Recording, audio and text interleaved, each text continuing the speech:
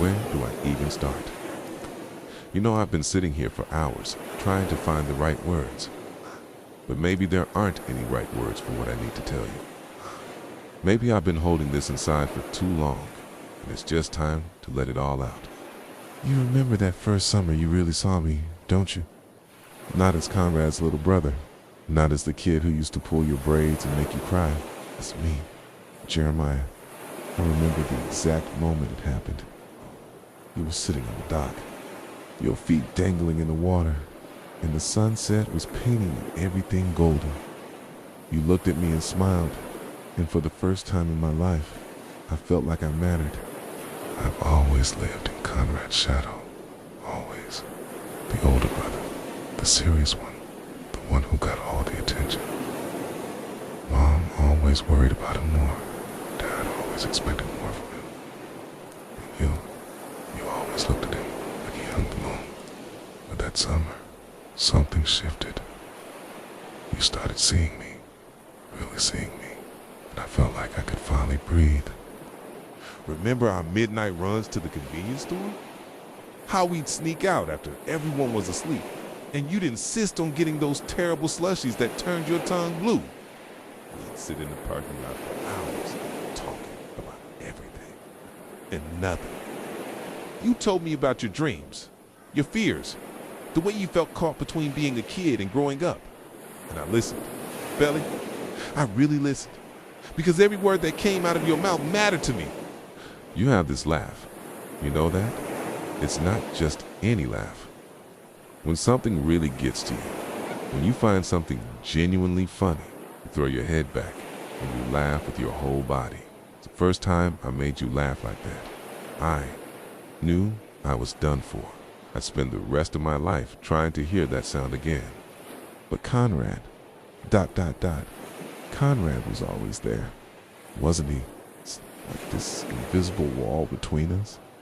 Even when he wasn't paying attention to you, even when he was being his moody, distant self, he was still the one you wanted. And I get it. I do. First loves are powerful things. They shape you, change you, become part of who you are. But Belly, what we had, what we could have, doesn't that matter too? I need you to understand something. When I tell you I love you, I'm not saying it because Conrad hurt you. I'm not saying it because I'm the safer choice or the easier one. I'm saying it because you are the most incredible person I've ever known. And loving you feels as natural as breathing. You challenge me. You make me want to be better. You see potential in me that I didn't even know existed. That night, we danced on the beach. Do you remember? The bonfire was dying down. Everyone else had gone inside, but you wanted to stay. There was no music, just the sound of the waves. But you held out your hand to me anyway. We swayed therein, the sand, and I could smell your shampoo, feel your heartbeat against my chest.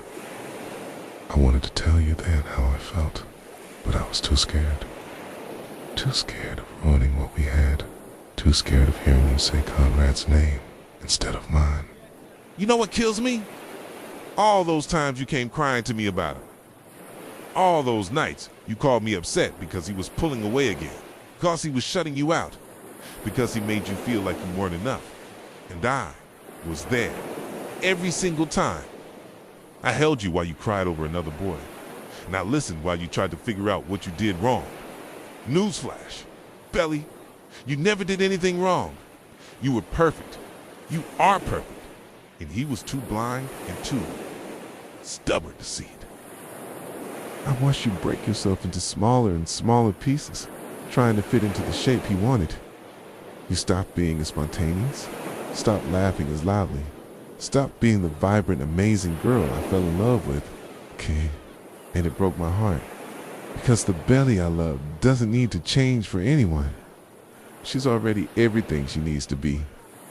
Remember when you taught me to braid friendship bracelets that summer?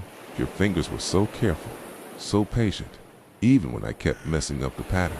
You made one for each of us. You, me, and Conrad. 3 different colors woven together. I still have mine, you know. It's faded now. The edges are fraying. but I can't bring myself to take it off. It reminds me of a time when I thought maybe, just maybe, things could work out the way I wanted them to. God, you should see yourself when you're passionate about something. When you talk about books, or when you're defending someone you care about, or when you're planning some elaborate scheme. Your eyes light up. Your hands move when you talk. And you get this little crinkle between your eyebrows when you're really concentrating. I can watch you for hours and never get bored. I know what people think. Poor Jeremiah, always second choice. The consolation prize. But they don't understand being loved by you, even a little bit, even as a friend, is worth more than being anyone else's first choice. You made me feel special. Billy, you made me feel like I had something unique to offer the world. But I need you to know that I'm not going to wait forever. I can't. It's not fair to either of us. I deserve someone who chooses me first, who doesn't need to get over someone else to see what's right in front of him, and you deserve to be with. Someone who doesn't make you question your worth, who doesn't make you fight for scraps of attention. Sometimes I wonder what would have happened if I'd spoken up sooner, if I'd told you how I felt that first summer before Conrad complicated everything. Would things be different? Would we be different? But I guess we'll never know. And maybe that's for the best. Maybe some stories are meant to stay unfinished. What I do know is that loving you changed me. It's taught me what it means to put someone else's happiness before your own. It's taught me that real love isn't about possession or control. It's about wanting the best for someone, even if that best doesn't include you. If your best is Conrad, if he's what makes you happy, then I'll find a way to be okay with that. But before I let you go, I need you to promise me something. Hey, promise me you'll never settle for less than you deserve.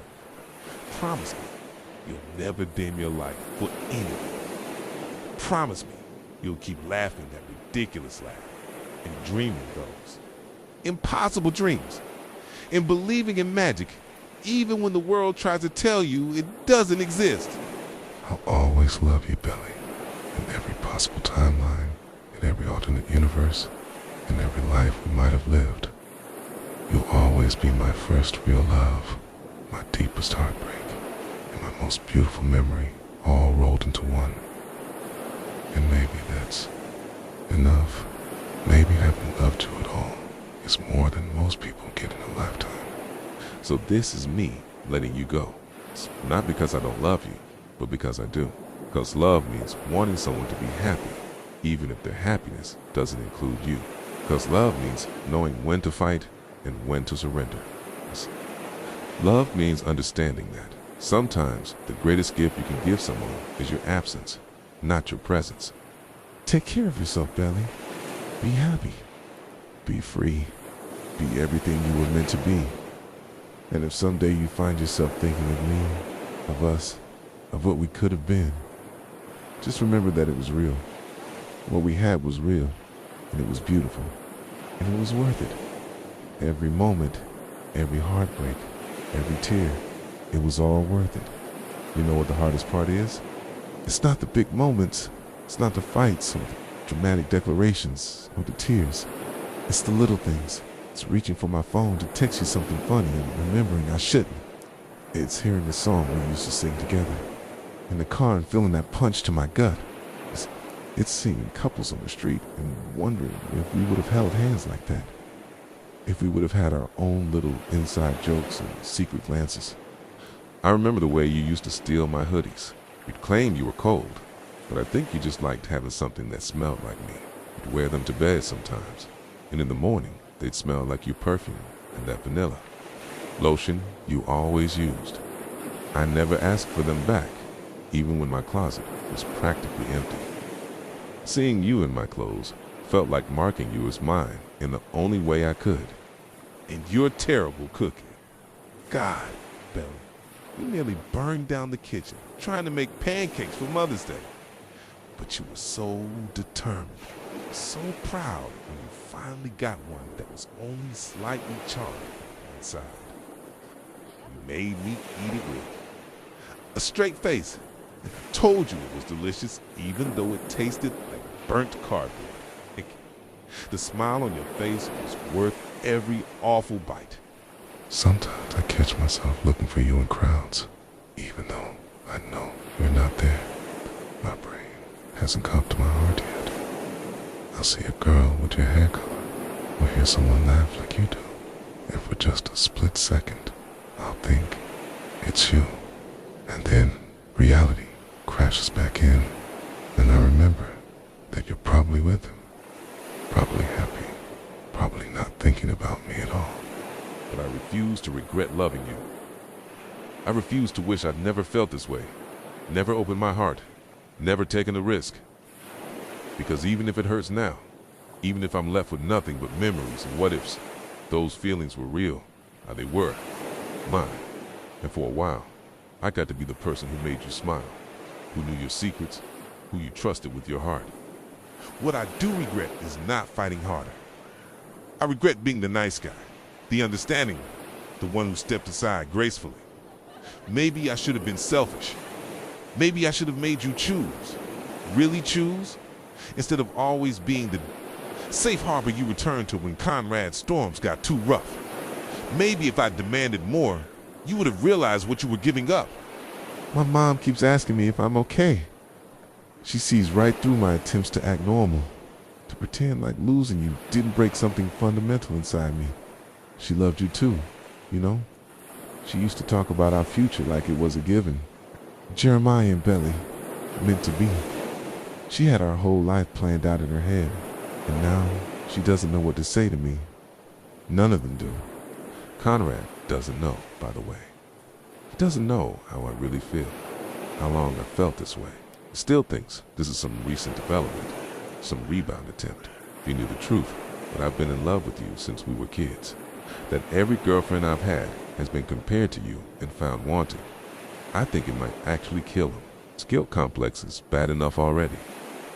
Remember our road trip to get ice cream 2 towns over? You insisted we needed to try this place you'd read about online, even though it was a 3-hour drive each way. We got lost twice, ran out of gas once, and when we finally got there, they were closed for renovations, but we didn't care. We bought terrible gas station ice cream and ate it sitting on the hood of my car, watching the sunset. You said it was the best ice cream you ever had. And I believed you because everything was better when I was with you. I still have the photos from that trip. You're laughing in most of them, your hair messy from the wind, your face bright with joy. In one, you're asleep against my shoulder during the drive home, and I look so content, so peaceful. We looked like a couple. We looked like we belonged together. Sometimes I stare at that photo and pretend, just for a moment, that we were. I need you to understand something important, though. This isn't some desperate attempt to win you back. I'm not telling you all this because I think it'll change your mind or make you realize you've made a mistake. I'm telling you because these feelings deserve to be spoken out loud. They deserve to exist in the world, not just in my head and my heart. The truth is, I'm tired of carrying this alone. Tired of pretending I'm fine. Tired of acting like losing you is just one of those things that happens. It's not. It's seismic. It's earth-shattering.